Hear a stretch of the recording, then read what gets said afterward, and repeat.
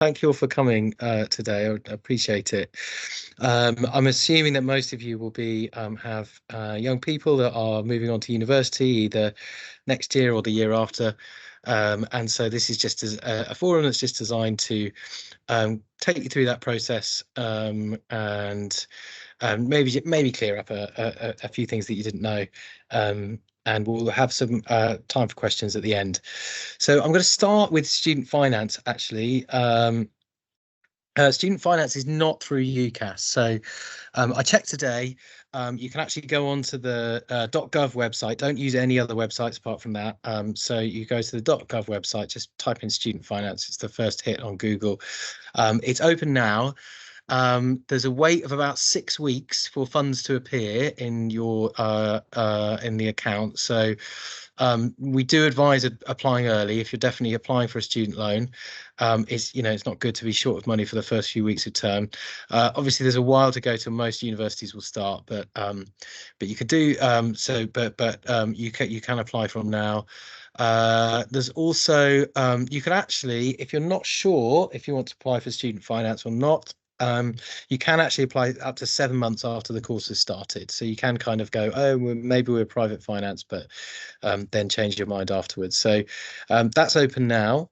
The page looks something like that. You're obviously going to go on to create an account first. Your young person will need various things. So they will need their national insurance number, passport. I'm not sure if they need the passport actually, but they definitely need a national insurance number. They're going to be applying for two types of loan probably. You get your tuition fee loan, which goes directly to the university. So most universities charge the maximum, which is unfortunately 9,250 at the moment. Your young person will never see that in their bank account. That will go straight to the institution they're studying in. Then you have their kind of living cost loans. So that will change depending on where they've chosen to go to uni and if they're living at home or if they're not living at home. But you guys will be asked for your details of your household income at some point in that process. So and also your course start date. So these are the loans that will be paid directly into your young person's bank account. And obviously you'll probably be talking to them. We will also be talking to them about tips about, finance and managing finances and things like that. To give you an idea, this is we're looking at this column here. So if you can see that the rate varies depending on whether you're living with your parents or you're living away from your parents outside London, or if you're living away from parents inside London. That's obviously the maximum that you get. When it says up to a certain amount, it means that's means tested. So it's a bit mean, but you will, particularly if you have multiple kids who are going to university, but if your household income is up to certain thresholds, the amount that you can actually borrow gets sort of a little bit lower. So expect those kind of questions and you'll be making those kind of calculations. As you can see, it's not massively generous, and many students find that they are working, particularly in their first and second years, they're working at university as well to top that stuff up. But here, I just looked into student loans today, actually. If you're interested, I really recommend looking up Martin Lewis. So Money Saving Expert. He's really, really hot. It's been his big thing on student loans. They've changed them. They changed them last year. And your young person will now be on a Plan 5 loan. So that means that outstanding loans will not be written off for until 40 years after they've started their repayments. The threshold's also gone a bit lower. It used to be about 27,000, or a bit more than 27,000 before you started paying the loan back. It's now about 25,000 pounds.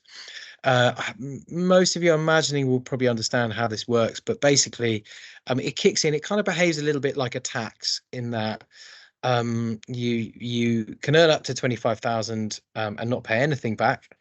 Your loan does start accruing extra interest during that time.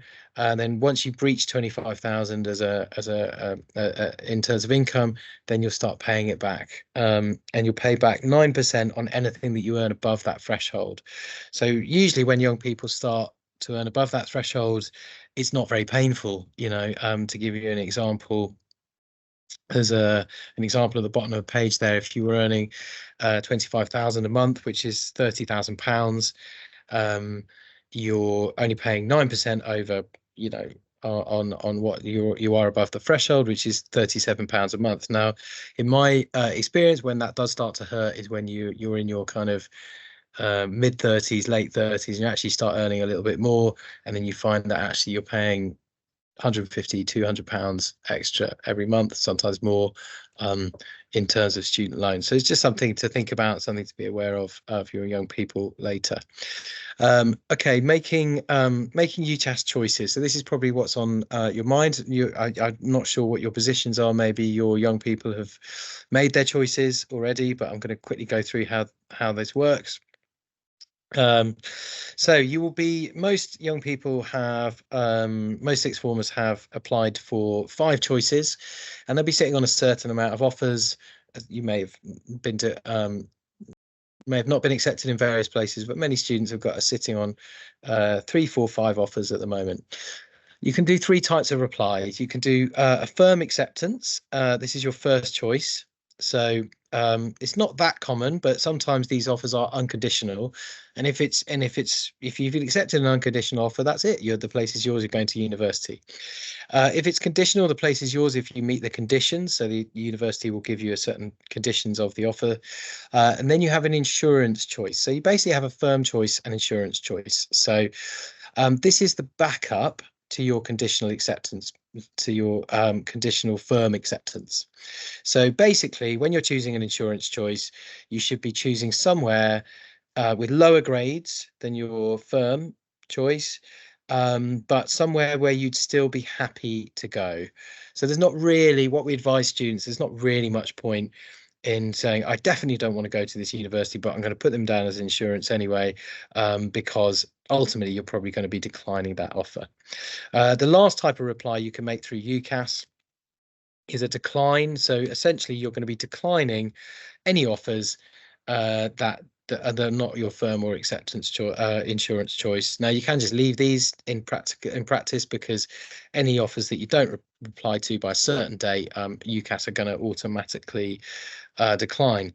Now there is something that you should be aware of here. I've talked to a couple of students now who've been, they have thought they're quite ambitious about it, and there's a service called the Extra Service, and I'm going to tell you about that in a moment. There is a deadline for replying to offers and confirming choices. So your young person should log on to their own application, and their personal deadline will be on their portal.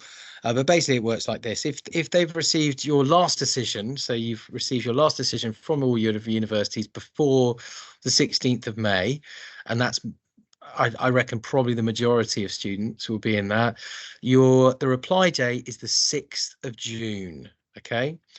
Unless you're using this extra service I'm going to tell you about.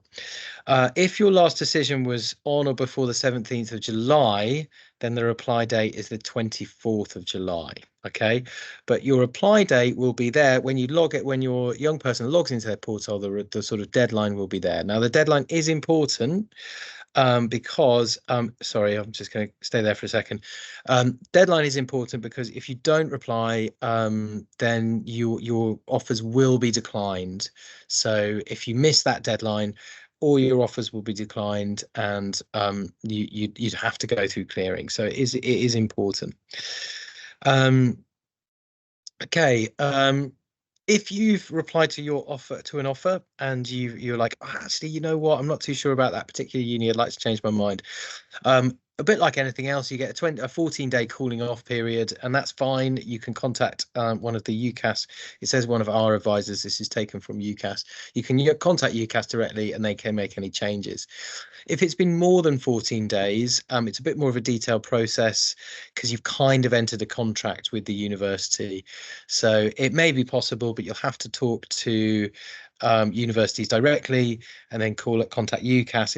It's a bit of a longer process. You're not going to be allowed any more swaps after the 25th of July 2024. So no more swaps after that point. Okay, so extra, this is what I mentioned earlier. So far, I've had a couple of students who are interested in extra, and this is because they've applied to university on predicted grades, which they're worried for one reason or another they might not be able to fulfill. So what you can do is you can use this extra service. Okay, so if you weren't accepted for your 5 choices, you decide to decline all your 5 choices, you can even decline all of your choices and choose a completely different course if you wanted to. Then you can use extra to add another choice onto your UCAS form. Okay. Or if you did not use all of your choices on your initial application, you can actually add a choice later. Okay. If you don't hold any offers after the 5th of July, you'll be able to add an additional choice using clearing. And if you basically, if you think this is for you, I want you to get your young person to come and see me or Kulsuma, because it's probably easier to understand. Basically, this is a service that UCAS provides, which allows students to, well, A, if they haven't received any offers from universities, or B, if they've changed their minds and they, for example, want to add courses with a foundation year as an extra insurance choice or something like that. You can, it's almost like a bit of the nuclear option. You can sort of press, you can decline all your offers, and then you can apply, not through clearing, but in a kind of separate process. You can put down one extra choice and then send that off to the university and then wait for their reply. And if that doesn't go well, you can actually make another extra choice, and you can make your choices basically one by one until the time runs out. Okay. But like I say, if anyone does, it's not very well used option. And if anyone does want to use that, it's best to advise students to come straight to me or Kulsuma. Okay, you probably will have heard of clearing. Clearing is how unis and colleges fill up any places on their courses, and it's for students who've not got a place to find one. Okay, so it's kind of this service which UCAS provides. So most people use it on results day. It's technically open earlier than that for people but you need to have your results. So for anyone in year 13 at the moment, they would need to use it on Thursday, the 15th of August. At the earliest. Okay, it actually doesn't close until the 21st of October, but most of the movement, most of the churn in kind of university courses happens on results day and the day after.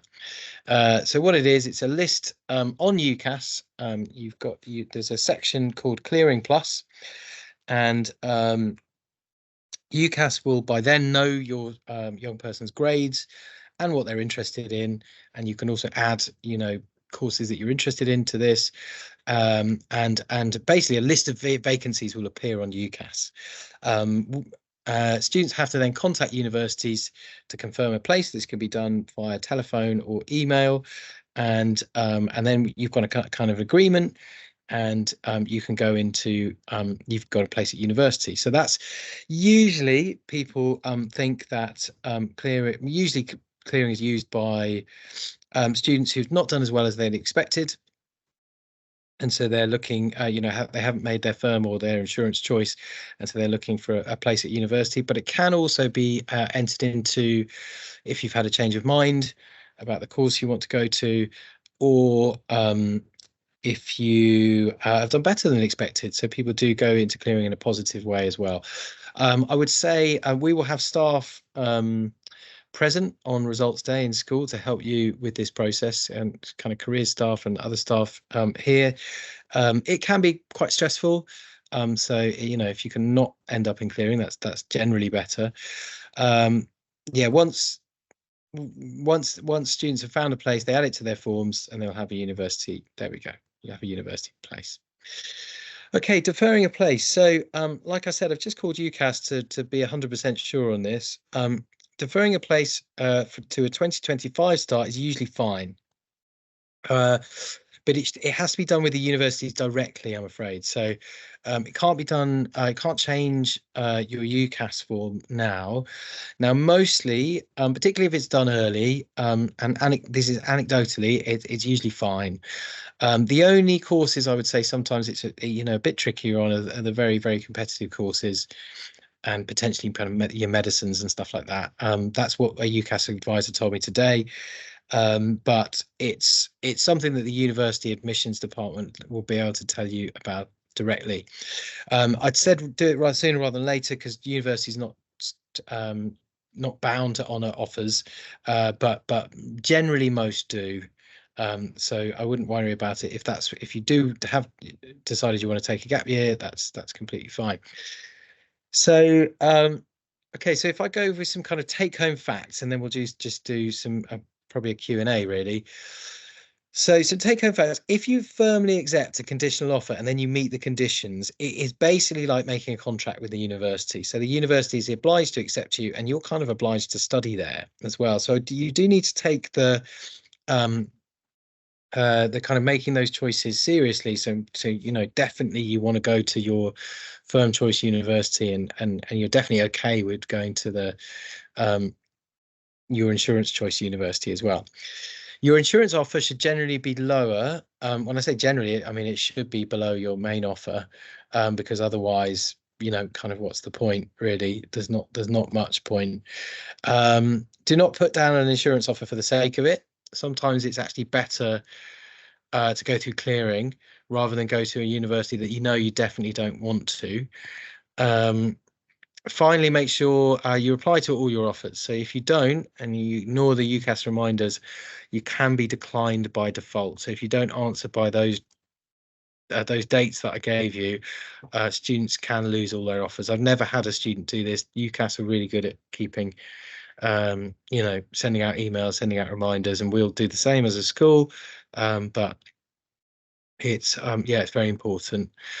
And lastly, well, this is what I tell the students: you have the offers, now you need to make the grades. So it's definitely time to look at revision.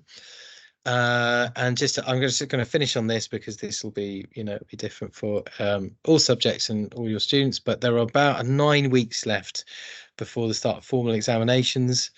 I would suggest that obviously we've got mocks coming up next week, which I know students are revising for, but I think after those mocks are done, a revision timetable is really is an essential ingredient for success at A level. So I really suggest that this Easter holidays, it's quite crucial holidays, really. Time to get all your stuff together. So students should be using these holidays to organize themselves and begin revision. I always think getting your materials together while the exams are a certain amount of time away is really, really beneficial because you're doing it when you're in a kind of calm state. You're organizing yourself, you're putting your things together, and I think it really makes a big difference to have that solid foundation. Also suggest as a parent that you encourage students to revise for periods of time when their phones are either not with them or they're switching them temporarily onto airplane mode. So there's lots of studies about attention and just how by flitting between tasks, actually you give yourself a real poverty of attention where is if you can put your phone away for whatever period of time and not be engaged in those kind of those tasks where your attention is switching quite quickly. That's really essential to good quality revision and learning. Okay, that is my presentation over. I'll stop sharing. Just come back to this, and I just wondering if anyone's got any questions about anything talked about, either student finance or making offer, accepting offers or anything that we've talked about this evening. Can I just want to about deferring. When does that have to be done then? I mean, when do you do that? So there is so I would I would suggest making sure that you that is what your young person wants to do. Once you've made that decision and you're like, yeah, that is definitely what we want to do, I would do it as soon as possible. Because it gives, from a university's point of view, it gives them the maximum amount of time, because obviously at this point they're trying to fill courses, and I think there'd probably be a lot more. I think it's probably, depending on the course, I can't make any promises. It's probably okay if they've given you an offer 1 year. Most of the time they're happy to defer that. I would just say do it sooner rather than later, and it will probably be a smoother process. But there's no official deadline. When I talked to UCAS today, they said you can do it right up until you start the course.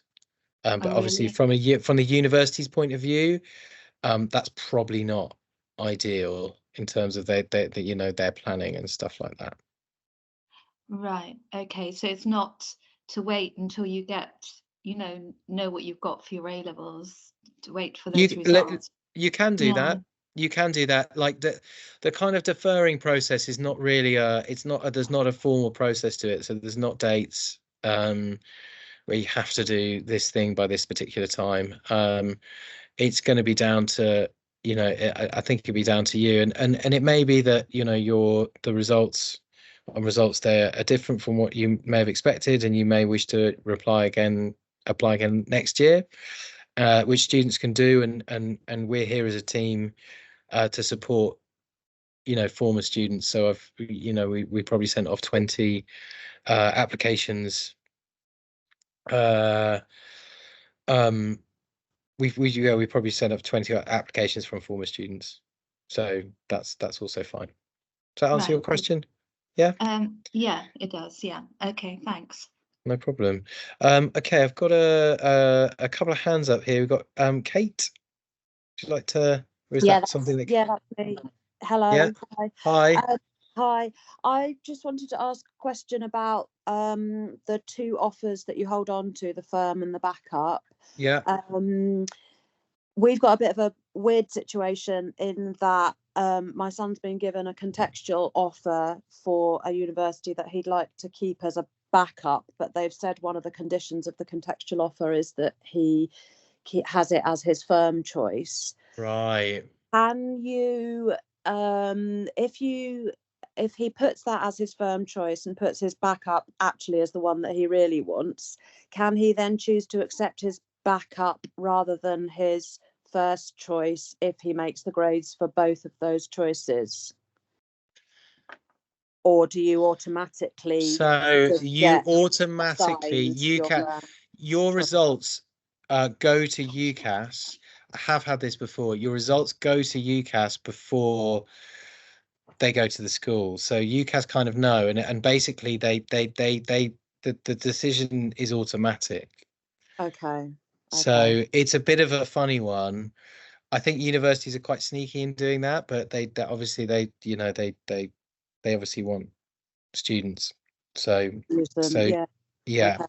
So if you make the grades for your firm choice, you automatically get enrolled onto that, and right, you get enrolled onto that, and you will get declined on your insurance choice if you make the grades for your firm choice.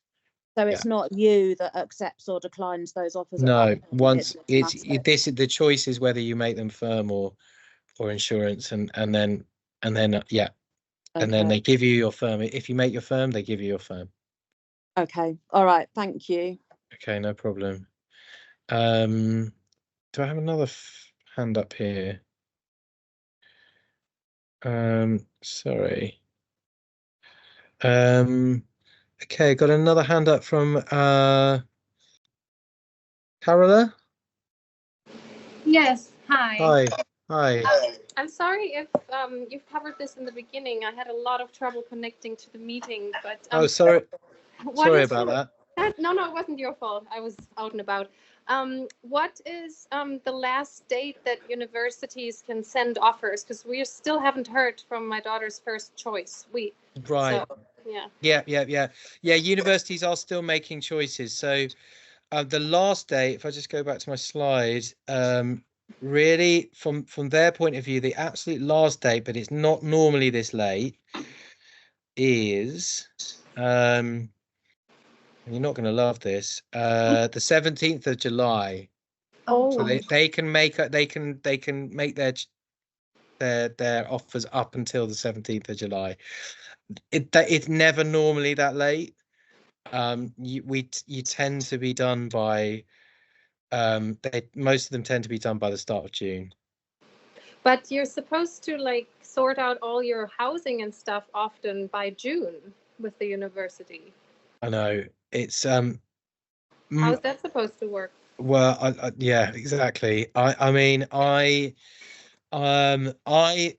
these are the last deadlines, and generally they are quicker than that. If you're really concerned and you know your young person is like really focused on getting on going to that particular university, you can call up their admissions departments and just ask, just say, look, when you know when's this likely to happen, because you're right, you know, housing needs to be sorted and other stuff needs to be sorted. So yeah, thank you. And yeah, is the UCAS deadline is to firm up your choices is in May, isn't it? Your UCAS deadline. So your UCAS deadline depends on when your last choice is. So if you've had if your last choice was by the 16th of May, then it's the 6th of June. So, but actually, you don't need to worry about that too much. You will when your child logs on to their UCAS portal, it will know when the offers were given by, and it will give them their deadline. Oh, I see. They have their individual deadline. Yeah, so they'll have their own individual. Well, it's one of two dates, one in June and one in July. But you will it'll be shown on their particular form. Okay, great. And finally, you're going to post the slides somewhere after the meeting, right? Yes, I am. There's a recording of this meeting, but I think probably no one wants to watch me for about 40 minutes again. So I think I'll probably just post the slides up, and that would be more useful, I think. Amazing. Thank you so much. Okay, no problem. Thanks for coming. Anja, I've got a question from Anja. Yes, hello. Hi. If my son defers, Yeah. does he have to accept the place then in the following year? No. No, so he can then in the following year go through the process and either reapply or reject. Yeah. Or depending on what he wants to do. Yeah, absolutely. I mean, if you know, actually, my personal experience was I did a gap year and ended up doing a different degree to the one that I originally thought I was going to do. So yeah, so you know, because stuff happens, you learn things and you develop new interests. So yeah, you don't need to really until you're you know, you've kind of accepted offers and you're, you know, at the point of results day or whatever, you to be honest, you can probably, you know, decline an offer because they can't possibly charge you that. I mean, that'd be an interesting question. I haven't asked UCAS that, but I'm sure even if you know, had a firm choice, made the conditions, but actually decided you didn't want to go to university, I'm sure you could, you know, talk to the university. I don't know how watertight these contracts are, so yeah. Okay. But so you would need to talk to the university, I think. Lovely. Thank you. All right. Okay, got one question from Francis. Hi, yeah. Hi. So two questions quickly. One was the student finance loan. I think when you fill out that, I missed the beginning of the meeting, but when you fill out that form, you put the first choice university on it. Is that right? I think so. And then if you don't get that, you get your second one, or you go through clearing. Yeah. Do you contact them and just tell them, or is that quite an easy thing to do, to switch the university for the loan? Do you know what? That's a question I don't know actually, because it's been so long since I've personally filled that form in. I would hazard that the universities would be pretty good on getting the money that they know is due to them. And so I don't imagine that would be too much of an issue if you've gone through clearing, etc. If you drop me an email, I can try and find that out for you. I can contact Student Finance England and see. Yeah, if you drop us an email, I can try and get an answer to that. But I don't know off the top of my head, I'm afraid. Okay. And the other one was housing, the accommodation at universities. At what point do you look into that? Is it once you've been given a university, then they'll tell you how to apply to the accommodation, or do you do that before? Or that's a good question. So particularly if you're going into halls in the first year, so I would recommend, because August is quite late, isn't it? I haven't got a firm answer on that, because it's kind of, each university will have their own processes. But I think if you have your firm choice, I would definitely look at housing. Put yourself on a list. For that. As soon as you made that firm choice, I would have said I would start looking into that. Have a look into it. Yeah, I would certainly have a look into it. Again, there must be some movement in there, because if you don't get it, you then have to quickly start looking at wherever you do want to go, I guess. Yeah, exactly. It just makes it a bit more. Yeah, exactly. So there must be some, in some way it's not set in stone. But I would definitely look into it pre-results day. Okay. It'd be sensible. No problem. Thanks. Ingrid. Got a question from Ingrid. Hi. Yeah, hello. I just wanted to ask, if my son defers his course, can he put in another UCAS application for a university that he didn't apply to before and have 2 in train, or how does that work? What do you mean? Apply for? Well, he's put in some applications, but I think he wants to defer. Probably because he wants to see if he gets good enough grades, then he might reapply. So I'm wondering if he defers and then wants to put in an extra application, can he have 2 in train or no? No. You could. So if you would, you could either defer and and then have your place for the following year, or you'd need to do a new application next year. Right, maybe with the deferred one and the one that he really wants, or something, depending on if his grades are good enough. Exactly. Okay, brilliant. Yeah And if he really has had a big change of mind, then there are options like clearing and this kind of extra service, where you decline all your offers, and it's a bit of a nuclear option, to be honest. Right. Okay. So, but can I just ask? Yeah, I'll definitely, because I missed the beginning of the meeting. But when the slides, and the recording are posted, where do they go? Because we don't get an email, but it's just generally said, they'll be. And then someone names some sort of location. I'd say previous forums, we've had a real. I'm okay on technology, but Teams really stumps me, and I think sometimes when you're sharing something outside of an organisation, we've had people having difficulty accessing it. So I think the easiest thing, what I'm planning to do after this, is I'm going to share just the slides.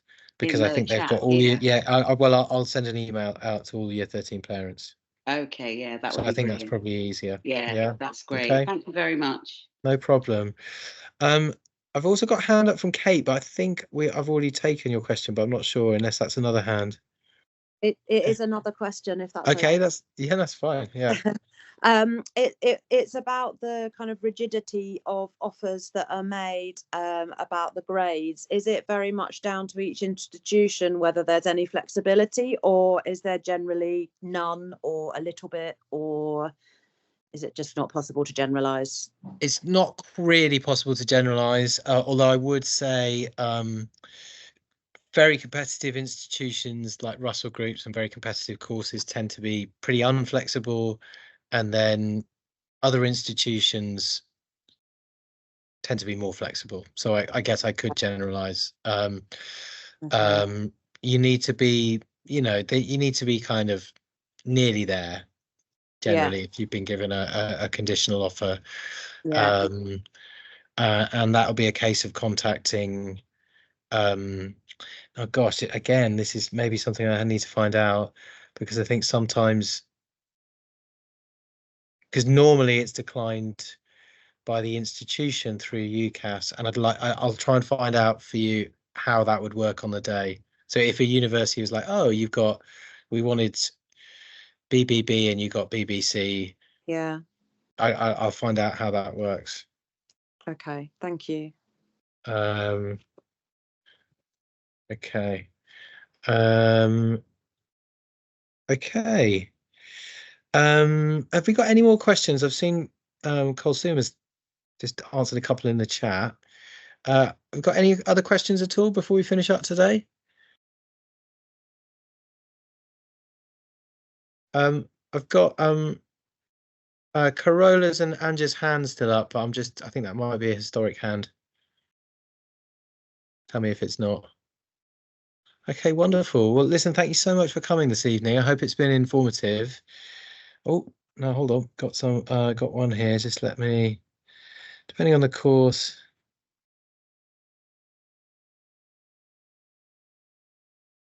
Oh, thank you. Okay, Zoe, thank you for that. So depending on the university and course, they might offer places to students who've dropped 1 or even 2 grades, but it's for any university course and even year dependent. Thank you very much for that. There you go, straight from the horse's mouth, someone who works in the university. Well, brilliant. Thank you all for coming. I really appreciate it. And please feel free to email myself or Kulsuma if you've got anything, any further, things or questions that didn't come up this evening or that come to you later. Okay. Thank you.